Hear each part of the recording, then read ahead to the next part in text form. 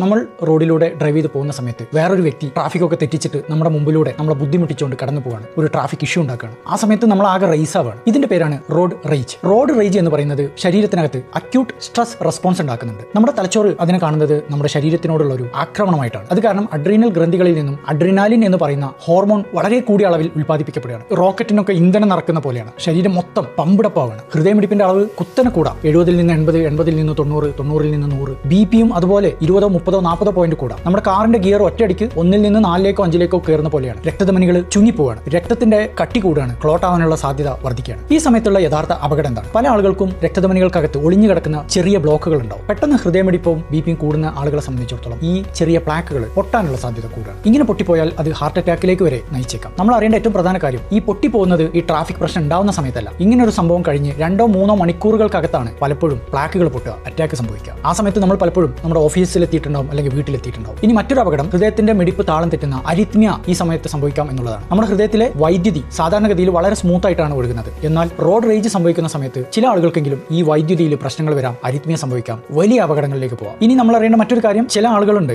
ഒരു തരത്തിലും മാനസികമായിട്ട് ഡ്രൈവ് ചെയ്യുമ്പോൾ സമാധാനം കിട്ടില്ല. എപ്പോഴും ട്രാഫിക്കിലെ പ്രശ്നങ്ങൾ അവരുടെ മൈൻഡിലുണ്ടാവും. എന്ന് വെച്ചാൽ സ്ഥിരമായിട്ട് റോഡ് റേജ് ഉള്ള വ്യക്തികളുണ്ട്. ഇവർക്കാണ് ഏറ്റവും കൂടുതൽ ഹാർട്ടിന് സ്ട്രെസ് വരിക. രക്തധമനികളിലൊക്കെ പെട്ടെന്ന് നീർക്കെട്ട് സംഭവിക്കും, പ്ലാക്കുകൾ ഉണ്ടാവും. രക്തധമനികൾക്കകത്ത് എൻഡോത്തീലിയത്തിന് എപ്പോഴും ഒരു കേട് സംഭവിച്ചുകൊണ്ടേയിരിക്കും. ഇങ്ങനെ സ്ഥിരമായിട്ട് റോഡ് റേജ് ഉള്ള ആളുകളെ സംബന്ധിച്ചിടത്തോളം അവരുടെ രക്തത്തിന്റെ കട്ടി കൂടാനും സാധ്യതയുണ്ട്. ഇനി നമ്മൾ എന്താണ് ചെയ്യേണ്ടത്? നമ്മൾ ഡ്രൈവ് ചെയ്യുമ്പോൾ ഇങ്ങനെ എന്തെങ്കിലും സാഹചര്യം ഉണ്ടാവുകയാണെങ്കിൽ നമ്മൾ നമ്മുടെ മനസ്സിനൊന്ന് കൺട്രോൾ ചെയ്യാൻ നോക്കുക. അതിനായിട്ട് ചെയ്യേണ്ടത് മറ്റേ ആളുടെ ഒരു പെർസ്പെക്റ്റീവ് ആലോചിക്കുക എന്നുള്ളതാണ്. എന്തെങ്കിലും ഒരു മെഡിക്കൽ ആവശ്യത്തിനായിരിക്കും ഇത് ചെയ്യുന്നത്. എന്തെങ്കിലും ഓഫീസിൽ എമർജൻസി ഉണ്ടാവും, കറക്റ്റ് സമയത്ത് എത്തേണ്ടതുണ്ടാവും. അങ്ങനെ കരുതി സമാധാനിക്കുക. ബ്രീത്തിങ് എക്സർസൈസ് ചെയ്യുക. 4 സെക്കൻഡ് നേരം ശ്വാസം ഉള്ളിലേക്ക് വലിക്കുക, 4 സെക്കൻഡ് നേരം അത് പിടിച്ചു വെക്കുക. അതിനുശേഷം പതുക്കെ ഒരു 6 സെക്കൻഡ് കൊണ്ട് വായിലൂടെ ആ ശ്വാസം വിടുക. വളരെയധികം റേസ് ആവുന്ന ആളുകൾക്ക് ഏറ്റവും നല്ലൊരു എക്സർസൈസ് ആണ് ബ്രീത്തിങ് എക്സർസൈസ്, പ്രത്യേകിച്ച് ഇങ്ങനെയുള്ള സാഹചര്യത്തിൽ.